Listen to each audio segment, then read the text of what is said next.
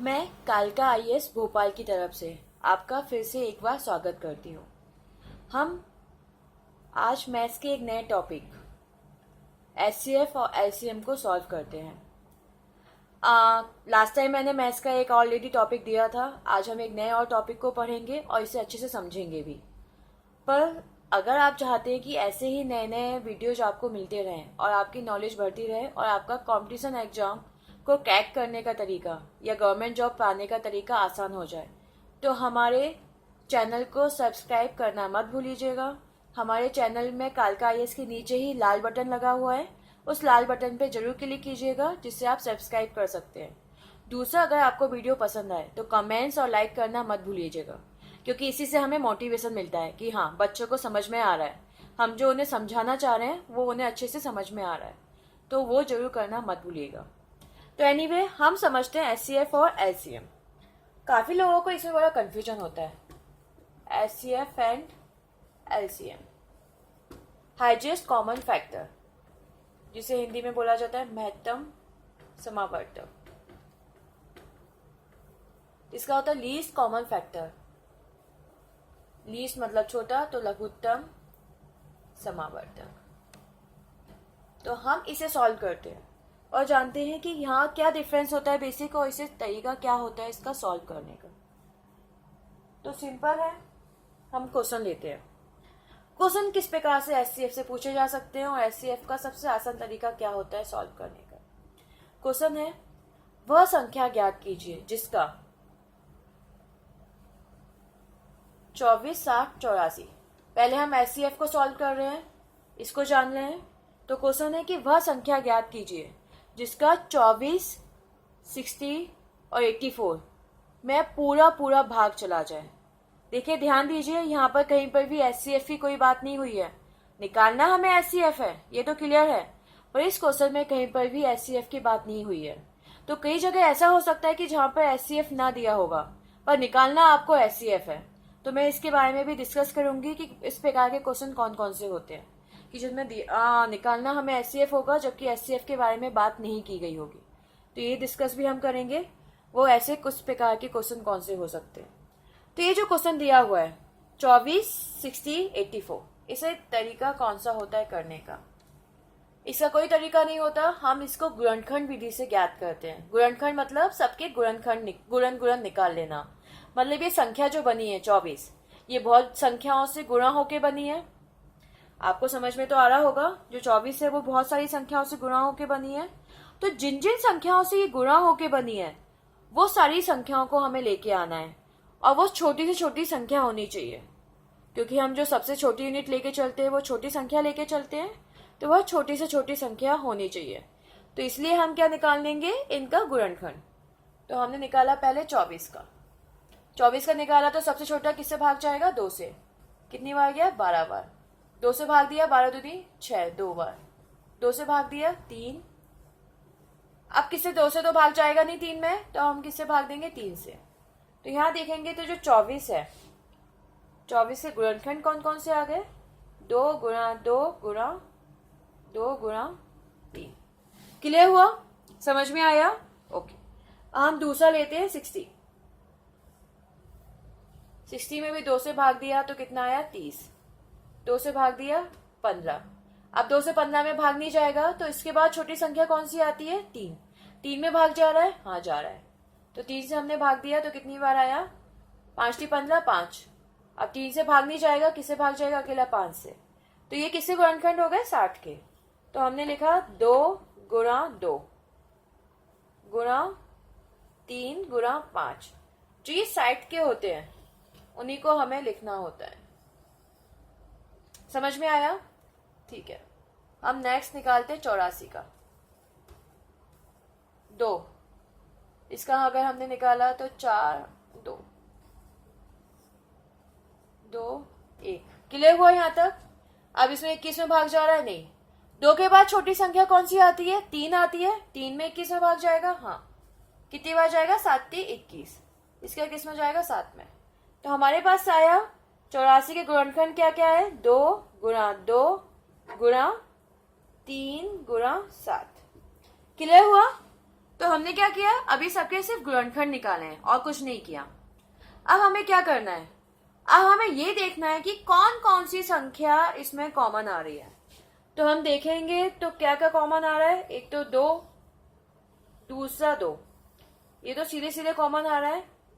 जो कॉमन है वो कौन सा है, 2, दूसरा 2। अब इसमें कॉमन क्या आ रहा है, ये 2 आ रहा है, परंतु इसमें 2 है ही नहीं और इसमें तो बिल्कुल नहीं है, तो मतलब ये वाला तो कॉमन खत्म ही हो गया। 3 देखें, 24 में 3 आ रहा है, 60 में 3 है, हाँ जी है, 84 में 3 है, हाँ है। तो जो 3 दिया हुआ है वो भी हमारा क्या आ रहा है, कॉमन आ रहा है। तो हमने साइड में दूसरी तरफ लिख दिया, हटा दिया कि भैया कॉमन आ रहे हो तो एक तरफ निकल जाओ। तो हमने 3 को एक तरफ लेके आ गए। अब क्या बचा, 60 में बचा 5, जो ऊपर भी नहीं आ रहा नीचे भी नहीं आ रहा, नीचे बचा 7, जो ऊपर नहीं आ रहा नीचे नहीं आ रहा, तो हम उन्हें छोड़ देंगे। क्या करना, जाओ, हमें कोई मतलब नहीं है। तो इन सबको हमने छोड़ दिया। तो हमारे पास फाइनली जो बचा वो क्या बचा, 2 गुणा 2 गुणा 3।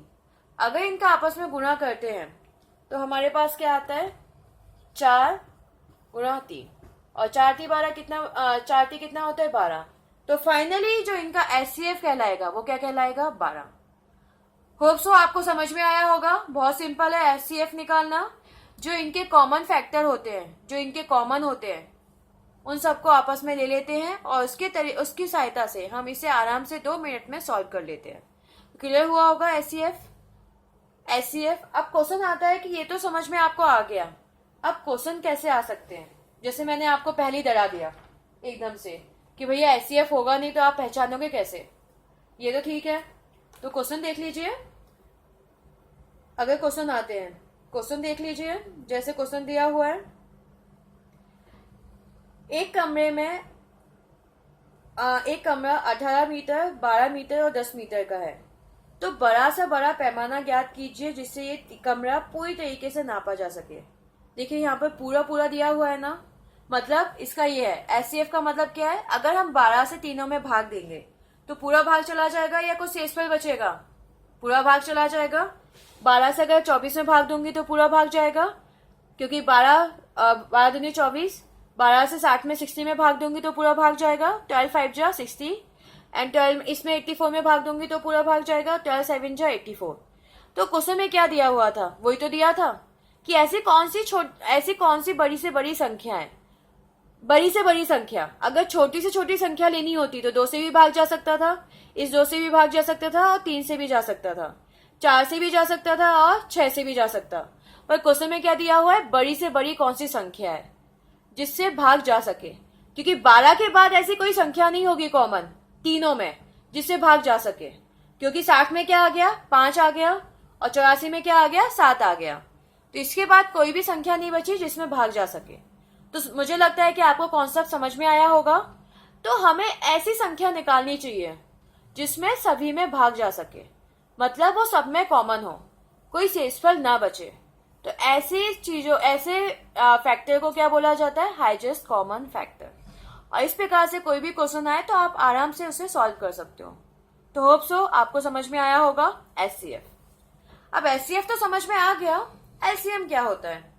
एचसीएफ मतलब हाईएस्ट कॉमन फैक्टर। और जो महत्तम दिया हुआ है, महत्तम इसलिए दिया हुआ है क्योंकि हम बड़ी से बड़ी संख्या लेते हैं ना, छोटी से छोटी संख्या तो लेते नहीं है, बड़ी से बड़ी संख्या लेते हैं, इसलिए इसे क्या बोला गया है, महत्तम बोला गया है। तो होप सो आपको ये समझ में आया होगा। हम करते हैं एलसीएम। एलसीएम के क्वेश्चन को सॉल्व करके निकालते हैं कि एग्जैक्टली एलसीएम होता क्या है। इसे भी बहुत इजी तरीका होता है एलसीएम को भी सॉल्व करने का।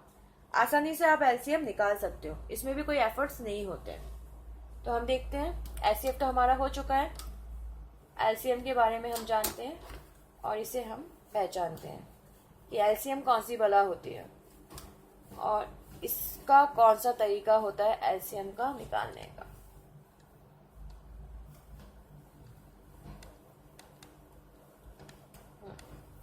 एलसीएम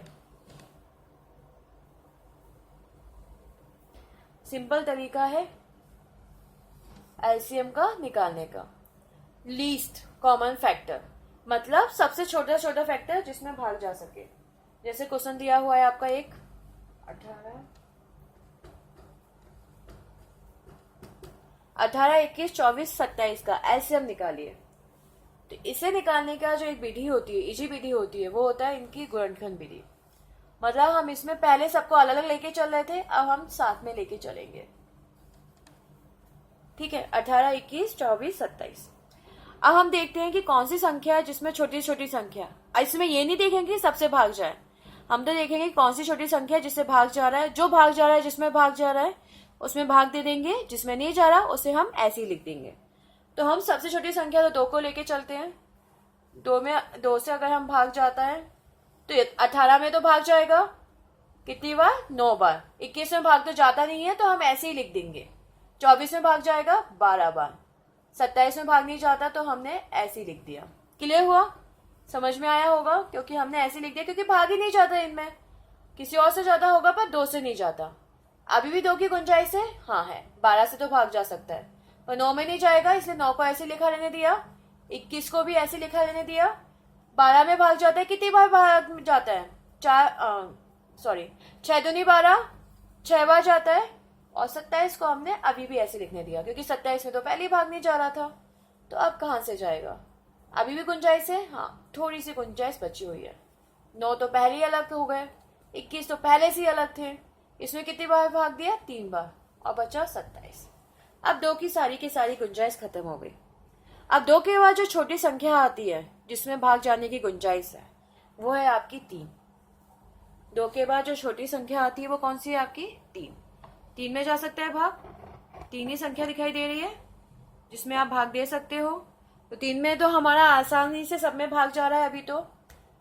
3 बार, 7 21, 7 बार। इसमें 3 में 3 से भाग जाएगा तो कितनी बार बचेगा? 1 बार। हमें लास्ट में 1 ही लाना होता है कैसे भी करके। इसमें 9 बार। अभी भी गुंजाइश है 3 की, हाँ। कितनी बार आया? 3 से 3 में भाग दिया 1 बार। 7 में तो अब भाग जाएगा ही नहीं, और 3 बार। अभी भी गुंजाइश है, हाँ। सबको 1 लेके आना होता है। 7, 1, 3 में भाग दिया 1, परंतु हमारा 7 बचा हुआ है, नीचे 1 तो आया नहीं। और 3 के बाद जो छोटी संख्या है वो 4 है। 7 में 4 का भाग नहीं जाता। 5 आती है, 5 में भी भाग नहीं जाता। फिर 6 आती है, 6 में भी नहीं जाता। 7 में अकेला खुद का भाग जाता है, तो हमने भाग दिया, तो क्या बचा? ये। तो फाइनली हमारे पास जो लास्ट में आए वो क्या आ गए? इतनी सारी संख्या आ गई। क्लियर है? तो हम क्या करेंगे? सिंपल है। एलसीएम मतलब जो सारी की सारी संख्या दी हुई है, क्योंकि इनमें कॉमन नहीं है कुछ भी। 2 गुणा 2 गुणा 2, 3 गुणा 3 गुणा 3 गुणा 7। जितनी भी इधर की जितनी भी संख्या दी हुई है उनको आपस में गुणा कर देंगे। तो इन्हें हम आपस में गुणा करेंगे तो हमारे पास आंसर आएगा 1512। सिंपल है। एलसीएम जितने भी गुणनखंड है, गुणनखंड विधि है, इसमें आप धीरे धीरे निकाल लो। जितने भी आएंगे साइड के सबको आपस में लो और आपस में गुणा कर दो। उसकी सहायता से आप कैसे भी क्वेश्चन निकाल सकते हो। तो इसमें कौन सा क्वेश्चन कैसे पूछा जाएगा? इसमें यह पूछा जाएगा कि वह छोटी से छोटी संख्या ज्ञात कीजिए जिसमें इनमें पूरी तरीके से भाग चला जाए। वह संख्या ज्ञात कीजिए, उसमें बड़ी संख्या थी, इसमें छोटी संख्या से पूछा जाएगा। तो जहां पे भी छोटे का जिक्र हो, छोटा मतलब लघुत्तम, उसके बारे में बात की जाए तो इसका सिंपल मतलब है कि वो क्या होगा? एलसीएम। और जहां पे भी बड़े का जिक्र हो, मतलब बड़े के बारे में बात की जाए, तो उसका सिंपल मतलब है कि वहां क्या होगा? एचसीएफ। तो होप सो दोस्तों आपको ये एचसीएफ और एलसीएम अच्छे से समझ में आया होगा और इसके क्वेश्चन आप एग्जाम हॉल में बिल्कुल भी गलत नहीं करोगे। आशा करती हूँ कि ये पूरे अच्छे से कॉन्सेप्ट आपको दिमाग में आया होगा। चलिए, तो ये मैथ्स का टॉपिक था, एचसीएफ और एलसीएम। ये समझ में आया होगा, तो मैं इसके साथ ही विदा लेती हूँ। धन्यवाद आप सभी का वीडियो देखने के लिए कालका आईएएस टीम की तरफ से। और अगर आपको पसंद आया हो तो इसे कमेंट करना मत भूलिएगा, कमेंट प्लस लाइक करना मत भूलिएगा। और नीचे जो लाल बटन दिया हुआ है उस पर सब्सक्राइब जरूर कीजिएगा, जिससे आपको आगे चल के भी नए नए वीडियोज मिलते रहें। तो धन्यवाद।